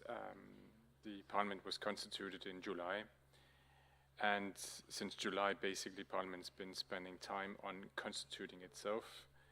The positions for leadership in the European Parliament, for committees, committee chairs and so forth. the President of Parliament, and now we are to elect the new incoming Commission. Two elements. The first thing is that by common accord among the pro-European forces in European Parliament, there has been something we call the cordon sanitaire, which is a kind of a slight blockage of the ascent to power of the anti-Europeans, which means that for leadership positions, alternative positions have been put forward, which means that none of the anti-European have maintained any positions of power, no committee chairmanships or vice chairmanships. So there is an element of that, trying to minimize the influence that they might have. The second part is that through the size of these new political groupings, they have certain influence when it comes to filibustering, because they can apply the rules of procedure to their advantage.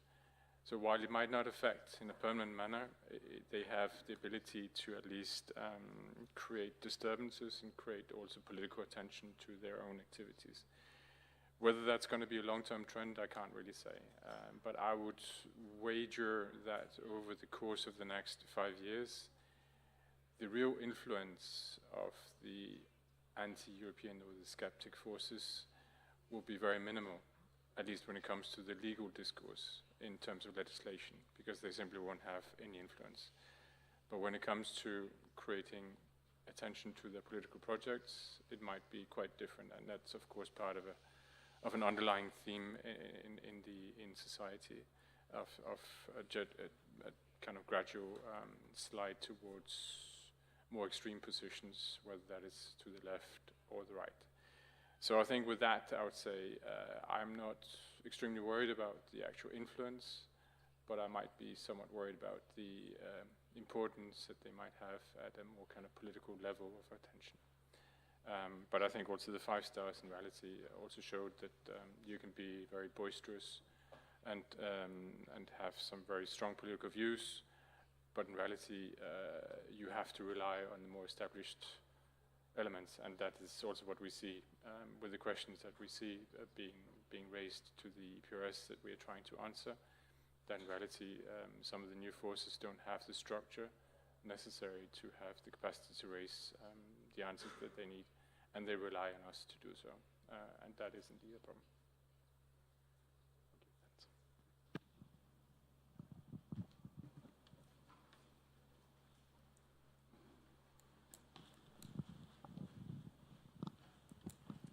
Hi, I'm Anna Maria Forgatchenam from the European Parliament, and many thanks to all the speakers for the interesting presentations.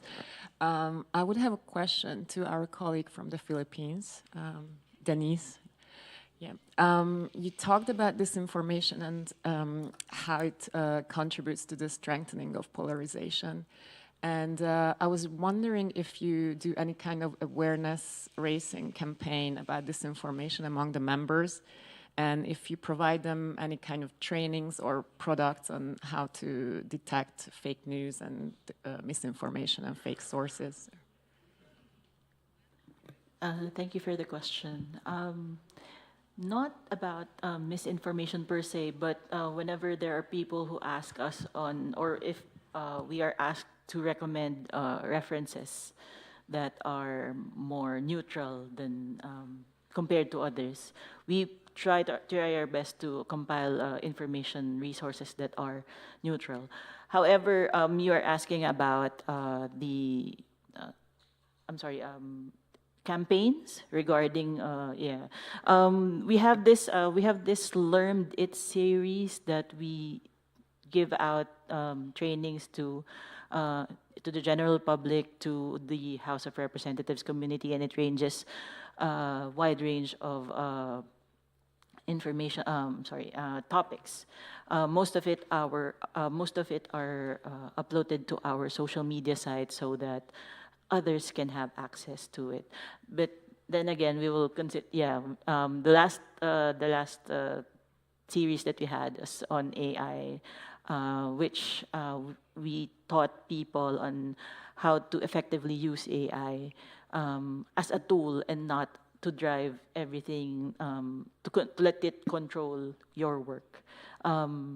As for fake news, we'll take that into probably a next series of Learned It series, so stay tuned in our social media pages. Thank you.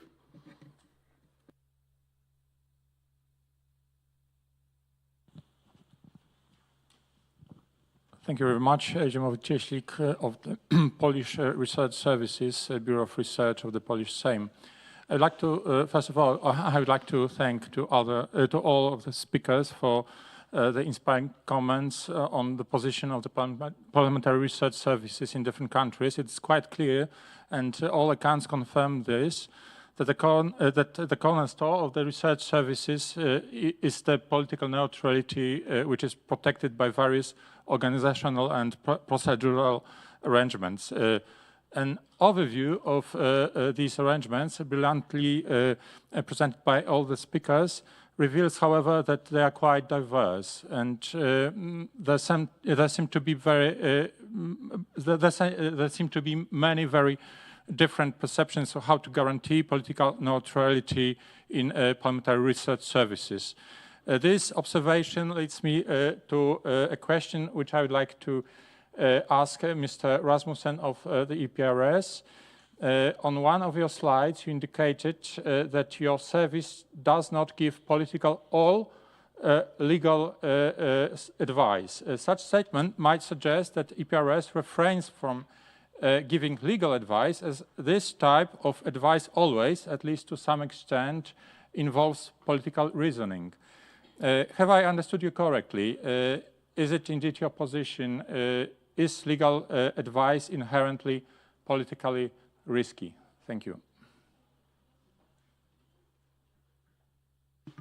I'm Mr. Popular today. So no, I would say it's more, let's say, a more separation of the institutional role that we have by virtue of the fact we have another entity in the European Parliament that is actually designed to deal with that, which is the European Parliament Legal Service. And for that reason, we also make that distinction that in any of our drafting, in any of our replies to answers, we do not give legal advice. We refer members to the legal service, who upon request can give that advice. So for that reason, we make a very clear distinction. What we produce is not drafting, it is not legal advice. Maybe it's about the specificity of the institutional structure of the European Parliament. Maybe it's part of the outset of when the European Parliament created the Parliamentary Research Service. But we maintain that tradition, and by statute, we are not in a position to do so.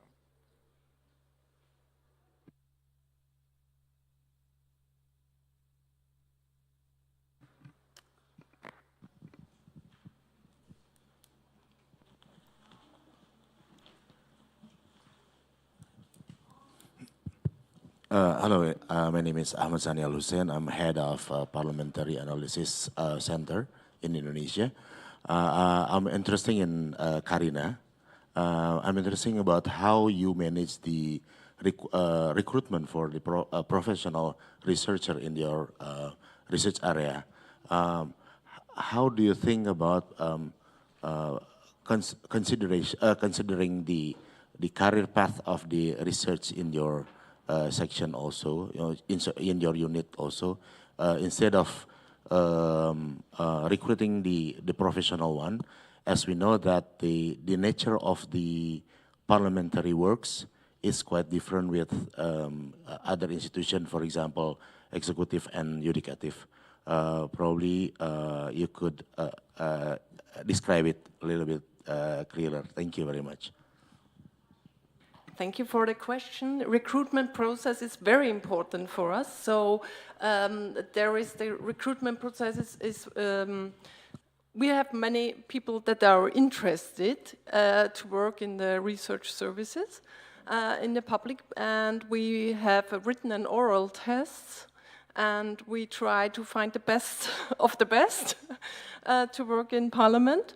And most of the experts come from university or for other institutions like the Constitutional Court or the highest administrative court. Yes, they are all experts with a long time experience. So time getting over. Is anyone I must have asked? No, and other the presenter. Okay. Yeah, I have a question on Mr. Sukye-hur from Korea, from the Republic of Korea. You mentioned in your presentation that it happened for the first time that the President of the Republic was absent from the parliamentary opening ceremony. So I would like to ask you if you could maybe give us a little bit context to that. Why was that? Because it caught my attention. Thank you for your question. The incumbent President Yoon took office about 2.5 years ago. At that time, the National Assembly was governed by the different party, Democratic Party, and then during that time we had a divided government for about 2 years, and then we just took the election last April, and then from that election, Democratic Party also took the majority as well. So President Yoon will be the first president since democratization have to govern without the majority in National Assembly for the first time. So we have very conflictual relationship between executive branch and the legislative branch nowadays. And then unfortunately, he is not so popular among Korean people. I think he's the most unpopular president since democratic transition. So that's why we have this kind of tension between president and the legislative branch. Thank you very much. Its time is already over 11:40. So even though we have many questions each other, we should wrap it up this session. So we will stay together during this whole day. So whenever you have asked anything about each country, so we can share our experience when you have time and when you meet. So let's do that. And thank you for all wonderful representation from 8 countries. Please big applause. And I'm sure that we shared each country's situation and experience, and many recommendations will be precious for all of us. And thank you for making these sessions very meaningful. So during the session, many presenters emphasize the exchange of expertise of Parliamentary Research Services. I think this session is a perfect place to exchange our expertise from each country's Parliamentary Research Services. Thank you for all again. Now, the lunch time. So the lunch will be served in the restaurant located in the National Assembly main building. So please follow your DLO for guide, and please do not lose your DLO. When you lose him or her, so you will lose your lunch. Have a good lunch. Thank you.